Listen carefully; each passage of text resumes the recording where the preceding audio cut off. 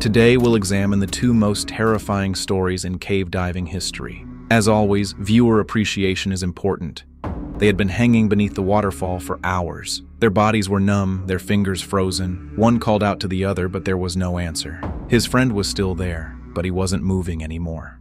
March 1997, hidden in the middle of wooded terrain in the mountainous region of Tennessee, Real Well. The 160-meter vertical shaft contains a massive waterfall fed by rainwater. In addition to its slippery, smooth walls, the ice-cold waterfall water spread throughout the cave made it impossible to move around inside without getting wet, and a wet body succumbs to hypothermia within minutes in the cold. Yet despite all these dangers, Real Well managed to become one of the most beloved spots among explorers. Two friends decided to descend into this cave, 32-year-old Andrew and 26-year-old Hudson. Andrew was experienced. He had been caving for years and was a member of Vertical Cavers, America's most professional cave exploration group. Hudson, on the other hand, was new to the sport, and this would be his first serious exploration trip.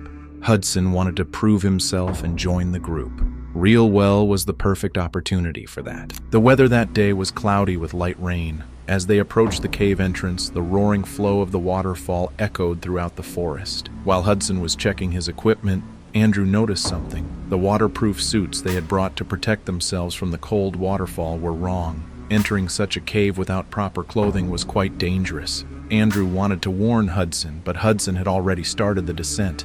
This was their first major mistake. Another major mistake was that Hudson had secured his seatbelt with 6 non-locking carabiners. Securing it this way meant that even the slightest vibration or uncontrolled movement could cause the carabiners to open. The descent began. Andrew was the first to reach the ground.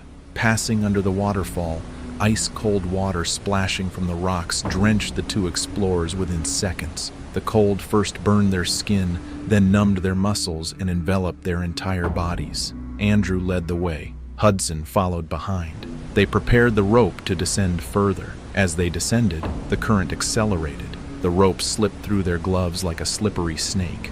Hudson, let's turn back. Conditions are too bad. No! We've come this far. You're freezing, I'm freezing. We can't go on like this. Let's go a little further. We're close to the bottom. Hudson, listen to me. Andrew, this is my test. I'm not giving up halfway. Do you think it's reasonable to ignore such a danger and insist on not turning back? What would you do if you were in Andrew's place? Realizing he couldn't convince Hudson, Andrew didn't respond. It had only been 30 minutes since they entered the cave, but the cold had already begun to eat away at both of them. Hudson's teeth were chattering, his body shaking uncontrollably. Andrew, I can't stay here. I'm freezing. Hudson, are you okay? You're as white as a sheet. No, I have to get out of here. Now. Okay, stay calm. I'm getting the ropes ready. You start climbing, I'll follow you. Hudson quickly set up the climbing system. He couldn't feel his hands. The cold was now cutting into him like a sharp knife. He wanted to get up there as soon as possible. The climb began. Hudson climbed about 20 meters without issue. But when he reached the base of the waterfall, everything changed. It wasn't the droplets splashing off the rocks that were soaking him now. The waterfall was pouring directly onto him. The ice-cold water pounded his head, crushed his shoulders, and prevented his hands from gripping. His vision blurred. Breathing became difficult. The climbing device was slipping. It wasn't gripping as it should. The cold had sapped Hudson's strength. His muscles were burning, his body shivering from the cold. He gathered his strength and tried to climb again, but it was no use. Something had gone wrong. The carabiner on his harness had come loose, and he was hanging from the rope. He couldn't go up or down. Hudson yelled at the top of his lungs, but the roar of the waterfall drowned him out. Could Andrew hear him? He didn't know. He kept yelling. Andrew? Andrew, can you hear me? Hudson, what happened? I can't move. There's a problem. Climb down, I'll help you. I can't go anywhere. Hang on, Hudson, I'm coming. Hurry, Andrew. I'm freezing. Help me. The scream echoed off the cave walls, a pitiful, helpless sound slowly fading away. The cold was taking over the Hudson inch by inch. First his fingertips went numb, then his hands, then his arms. Now it had reached his chest, and breathing was becoming difficult. He knew he was holding the rope, but he couldn't feel it. Every splashing drop of water stabbed his skin like a knife. He was in indescribable pain. He looked down. Andrew was climbing. Andrew grabbed the rope and began to climb. The climb was agonizing torture. The icy water of the waterfall hit his face. His hands couldn't grip the rope, but he couldn't afford to stop. His friend was dying above him. When he reached Hudson, the sight he saw devastated him. His friend hung limply from his harness. His eyes were half open. His skin was deathly pale. His lips were blue. Hypothermia had already set in. Hudson! Hudson! Can you hear me? Don't die, my friend. Hang on a little longer. I'll save you. Andrew attempted a rescue maneuver. He planned to tie Hudson to his own belt and lower them both down together, but he could no longer control his fingers. Every attempt ended in failure. Andrew was alone. However, there were 159 people who wanted to save the woman in the next story because he had returned to the cave where he had broken his leg 17 months earlier. And this time, it wasn't just his leg that was broken. It was much more than that. Andrew tried another tactic. He would tie Hudson to himself and climb. If he could pull him up, maybe he could save him, but the extra weight was too much, and his hands, frozen from the cold, had lost their strength. After climbing 5 meters, Andrew's strength was gone. His arms wouldn't listen to him. His legs were shaking. Have you ever experienced a moment like this? You do everything you can, but you see it's not enough. Now they were both stuck in the middle of the rope, under the sharp drops of water. The water kept falling, the cold seeping into them with every passing second. Andrew saw a ledge. Using his last ounce of strength, he swung himself and grabbed the ledge. He tried to pull Hudson up too, but he had no strength left. He collapsed onto the ledge. His body was shaking, his eyes slowly closed, and he passed out. When Andrew opened his eyes, hours had passed. His body was stiff, frozen. He tried to remember where he was. Then it all came back. The waterfall, the cold, and Hudson. His stomach knotted. His head spun. His body began to shake. He looked down. His friend was still hanging from the rope, but he wasn't moving. Hudson, can you hear me? Hudson, wake up! Hudson, please answer. Hudson. Andrew froze. He couldn't move, couldn't breathe. His friend was dead. He had waited for hours beside him in the cold, under the waterfall, and Andrew couldn't do anything. He needed to get to the surface immediately and call for help. Andrew pulled out his knife. With hands trembling from the cold, he grabbed the rope, tying Hudson to him. He closed his eyes, and he cut the rope. The waterfall was still pouring down on him. His fingers were slipping, his muscles were burning. The only thing he could do for his friend now was to get his lifeless body out of there, and to do that, he had to stay alive. Finally, he surfaced. He called for rescue teams. The teams arrived hours later. They found Hudson's body still hanging in the waterfall. The doctor confirmed that Hudson had succumbed to hypothermia hours earlier. The necessary clothing had been forgotten. The helmet had never been brought. The carabiners that didn't lock had opened. 3 mistakes and 1 life. Andrew survived, but he left a part of himself in that cave that day. The thought that he couldn't save his friend and had to cut the rope and leave him there would haunt him for the rest of his life. What do you think Andrew felt when he cut that rope? Or what did Hudson think in his final moments? You can share your thoughts in the comments. December 14th, 2024. The Abiso Bueno Fonteno cave near Bergamo in northern Italy. From the outside, this structure appears ordinary, but beneath it lies a 19-kilometer-long dark labyrinth. The cave's unexplored depths and adrenaline-filled passages successfully attracted cavers. However, behind this allure lies a deadly atmosphere. The cave's damp walls, cold air, and countless uncharted, dangerous passages are like a deadly invitation to explorers. And there was someone willing to face this danger. For the second time, Otavia Piana, 32, was an experienced caver. For years, she had been exploring the underground world, mapping unknown tunnels. But 17 months earlier, she had suffered a serious accident in this very cave. Her leg was broken, and she was rescued after a grueling 20-hour operation. After that accident, she had promised herself she would never explore caves again. And now she was back in the depths of the same cave. The map was incomplete, there were still unexplored areas, and Otavia said she wanted to do this herself. His passion for caving had overcome his promise. Early on Saturday morning, he and 9 experienced friends entered the cave. They all knew this cave, but this time, they didn't know where they were going. They were heading into an area where no one had ever set foot before. They were advancing toward an area where no one had ever set foot. The first few hours passed without incident, and the team followed the known route out of habit. But there was an unsettling anxiety within the team. They remembered that Otavia had been carried out injured from one of these tunnels 17 months earlier. This situation was like a silent worry gnawing at the team. After 4 kilometers, the known area ended,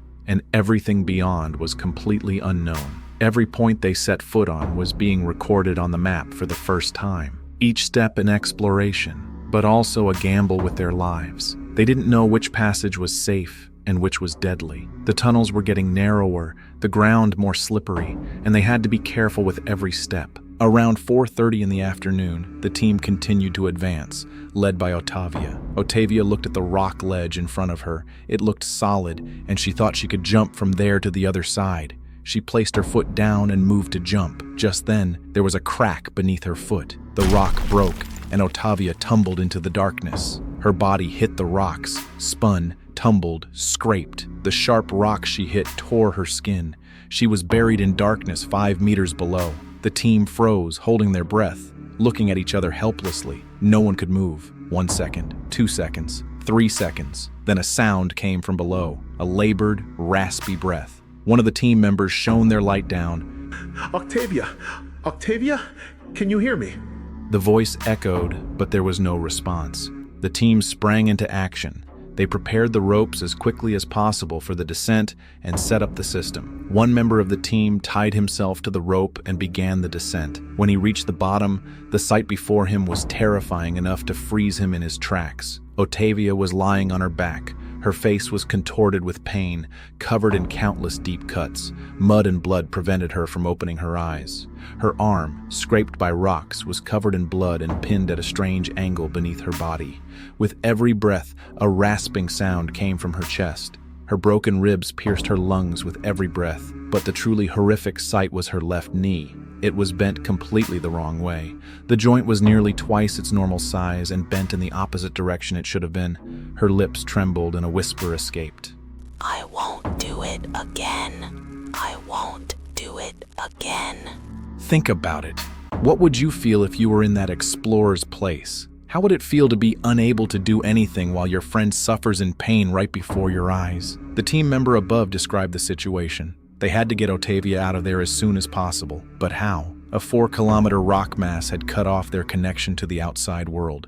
The team had to make a quick decision. One person would go out and call for help, while the rest would stay with Otavia and try to keep her warm. At 5:45 p.m., Daniel from the team started running toward the exit. Ahead of him lay 4 kilometers of narrow, slippery, and dark tunnels. It would take hours to get through them alone, but considering Otavia's condition, he had no other choice. When he reached the surface at 8:30 p.m., he was out of breath. Without wasting any time, he immediately called the Italian National Mountain and Cave Rescue Team. Bueno, Fonteno. Otavia fell 5 meters. She's in bad shape. 4 kilometers inside. Broken ribs. Her knee is completely twisted. She's losing a lot of blood. Calm down. Take a deep breath and start from the beginning. What's your name? Daniel. I'm Daniel. We were mapping an unexplored area with the team.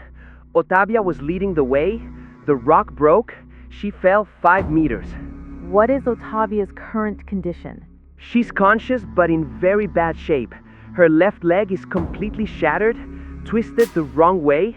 She has deep cuts on her face, broken ribs, wheezing with every breath. The temperature is minus 10 degrees. She's going into hypothermia. How many people are inside? 9 people are staying with Otavia. I went outside. Where exactly are you? 4 kilometers beyond the known area in an unexplored region. The tunnels are narrow. Some areas are very slippery. Understood, Daniel. The team is on its way. Stay calm. You'll guide them. Daniel collapsed onto the ground, exhausted and drenched in sweat. But he had succeeded. He had made it through that dark tunnel alone. Now the only thing he wondered was whether Otavia was still alive. Do you think Daniel's sacrifice will be enough to save Otavia? Upon receiving the report, the team sprang into action immediately and gathered 159 volunteers.